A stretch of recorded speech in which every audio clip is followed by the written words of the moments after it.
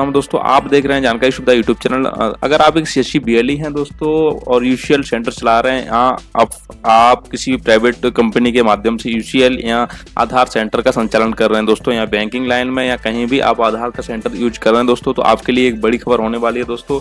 आज जो है यूआईडी ने एक नया अपडेट लॉन्च किया है अपने आधार सर्टिफिकेशन को लेकर दोस्तों। पहले क्या हुआ करता था दोस्तों कि हमने डायरेक्ट अप्लाई किया और अप्लाई करने के बाद हमको एग्जाम देना था, एग्जाम देने के बाद हमें एक सर्टिफिकेट मिलता था, उसके बाद हमें अपने जो भी सीनियर हमारा रहता था उन्हें भेजकर हम क्रेडेंशियल बना लेते थे। लेकिन अब ऐसा नहीं है दोस्तों, हमें कुछ अब नया अपडेट यूआईडी ने और सीएससी ने दोनों मिलकर के एक नया अपडेट किया है दोस्तों। अपडेट में क्या बदलाव हुए हैं हम बात करेंगे दोस्तों, कौन सा सर्टिफिकेट हमें अब लेना चाहिए और कौन सा नहीं लेना चाहिए। तो दोस्तों एक बहुत बड़ा बदलाव हुआ है कि जो बीएलई भाई हैं उनको ये जो आधार का सर्टिफिकेट है वो फ्री ऑफ कॉस्ट मिलने वाला है, इसका कोई चार्ज नहीं है दोस्तों।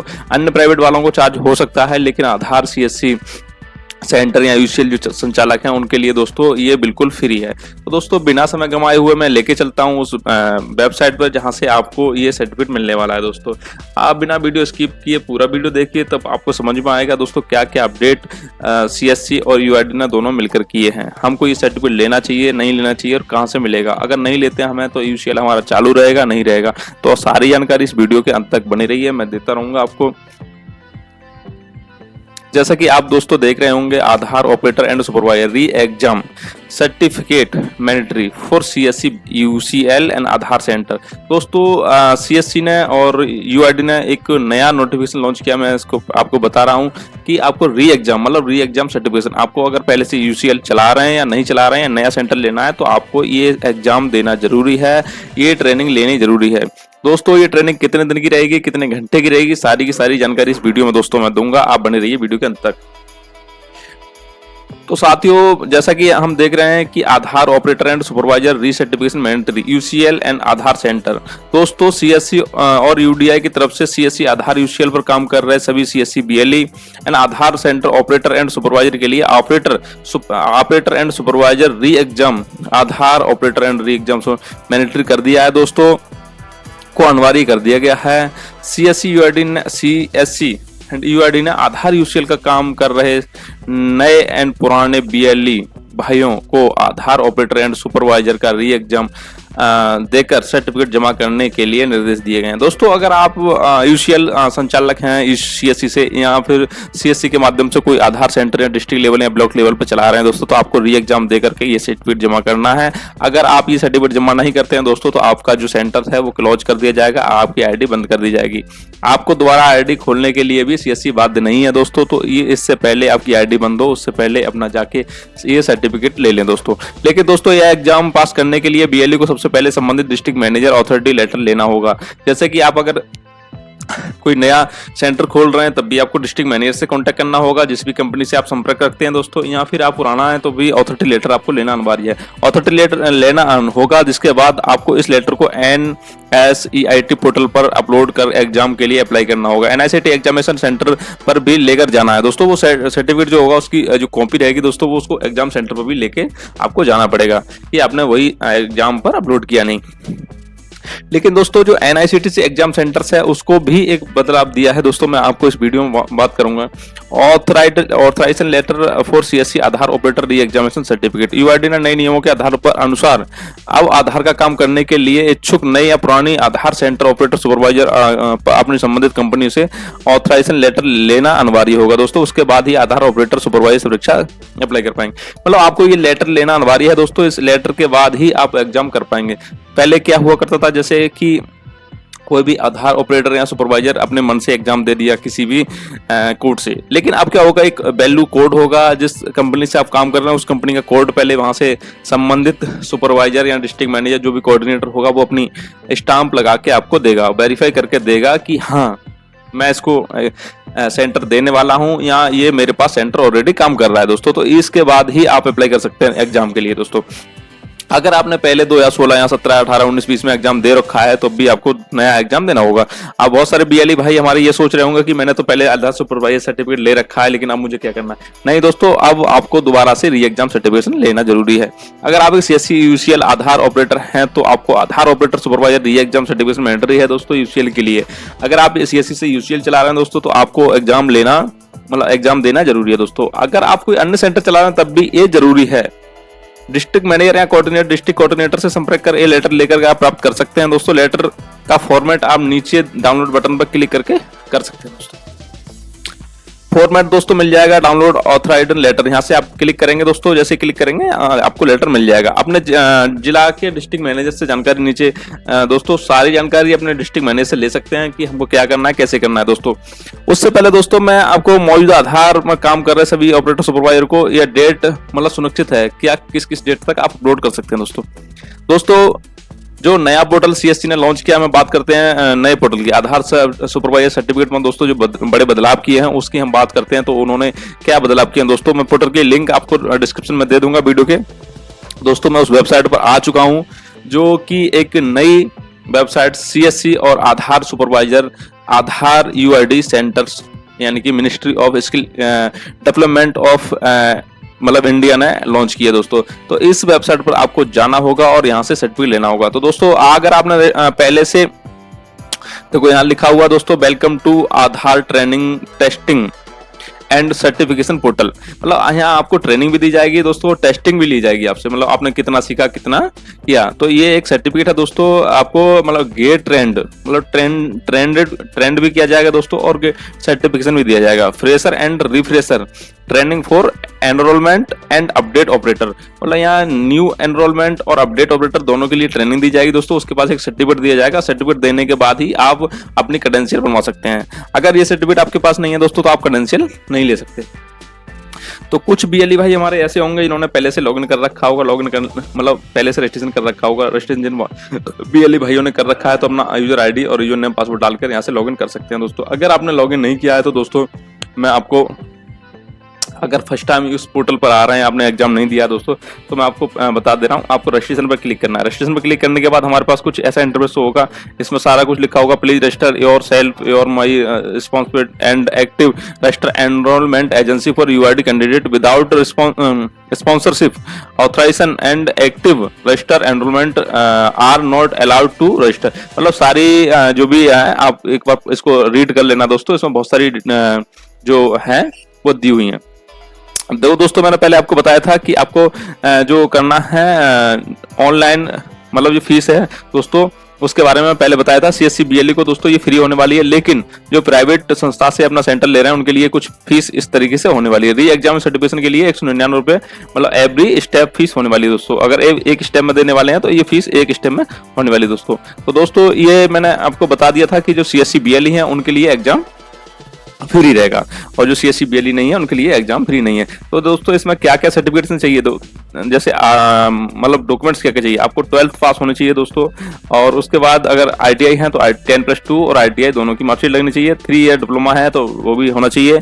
अगर आप ओनली केस मतलब आईपीपी आंगनबाड़ी आशा मतलब इंडियन जैसे इंडियन पोस्ट पेमेंट बैंक है, आंगनबाड़ी है, आशा है, तो आपको हाई स्कूल पास होना चाहिए दोस्तों। तो दोस्तों मैं लेके चलता हूं अगर आपको नेक्स्ट मतलब क्या करना है दोस्तों। जैसे कि मैंने यूआईडी कैंडिडेट रजिस्ट्रेशन दोस्तों, यहाँ एक इंफॉर्मेशन मांग रहा है दोस्तों, ये बहुत सारी इंफॉर्मेशन मांग रहा है। यहाँ एक पोर्टल लॉन्च हो गया स्किल इंडिया, जैसे कौशल भारत कुशल भारत। अब दोस्तों हम देखेंगे यहाँ सबसे पहले हमसे मांगेगा कि मिस्टर, जैसे कि जो आपका सरनेम है वो क्या है, फुल नेम आपका दोस्तों। मैं एक बार आपको स्क्रॉल करते हुए रेड दिखाना चाहूंगा कि सारी जानकारी आपको एकदम समझ में आनी चाहिए, क्योंकि मैंने यहाँ पहले से लॉगिन कर रखा है तो मैं यहाँ रजिस्ट्रेशन नहीं कर सकता, लेकिन मैं आपको बताने के लिए वीडियो बना रहा हूँ दोस्तों। तो दोस्तों ये था, यहाँ आपका फुल नेम डालेंगे। फुल नेम डालने के बाद दोस्तों जो भी आपका फुल नेम है उसके बाद फुल नेम, फादर नेम डालने के बाद दोस्तों डेट ऑफ बर्थ, यहाँ डेट ऑफ बर्थ चॉइस करेंगे, जैसे भी जो भी आपकी डेट ऑफ बर्थ है दोस्तों। एक बार मैं फिर से आपको स्क्रॉल करके दिखाऊंगा। जैसे कि यहाँ हम अगर मेल हैं तो दोस्तों मिस्टर और फीमेल हैं तो एमएस सिलेक्ट करेंगे। उसके बाद दोस्तों सेकंड ऑप्शन है हमारा फुल नेम और थर्ड ऑप्शन है दोस्तों हमारा फादर नेम। ठीक है दोस्तों, ये आपको समझ में आ रहा होगा। उसके बाद आपको डेट ऑफ बर्थ डालनी है अपनी, जो भी आधार में है एकदम एक्यूरेट आधार में नाम है वही डालना है आपको। जेंडर दोस्तों आधार के हिसाब से आपको जेंडर सेलेक्ट करना है। कैटेगरी जैसे भी दोस्तों आप ओबीसी एससी जो भी एसटी है उस हिसाब से आप कैटेगरी डाल सकते हैं। जैसे कि यहाँ बहुत सारी जनरल ओबीसी एसटी 4 कैटेगरी दी है, तो जो भी आपका है तो आप डाल सकते हैं। ठीक है, उसके बाद ईमेल आईडी जो भी आधार से लिंक है वो दोस्तों वो मेल आईडी आपको डालना होगा। मोबाइल नंबर दोस्तों, मोबाइल नंबर वही मोबाइल नंबर डालना है जो आधार से आपका लिंक है दोस्तों। वेरीफाई करेंगे, ओटीपी आएगा, ओटीपी डालने के बाद आपका कुछ दोस्तों ऑप्शन मांगेगा कि आप क्या पास है, मतलब हाई स्कूल किया है, इंटर किया है क्या दोस्तों। तो आपसे ये मांगेगा 10+2 ITI या 5th क्लास या 10th ओनली। तो आपने केवल 10th किया है तो 10th क्लास डाल देंगे दोस्तों, हाई स्कूल किया है तो हाई स्कूल में 10 डाल देंगे, इंटर किया है इंटर ITI की जो भी है।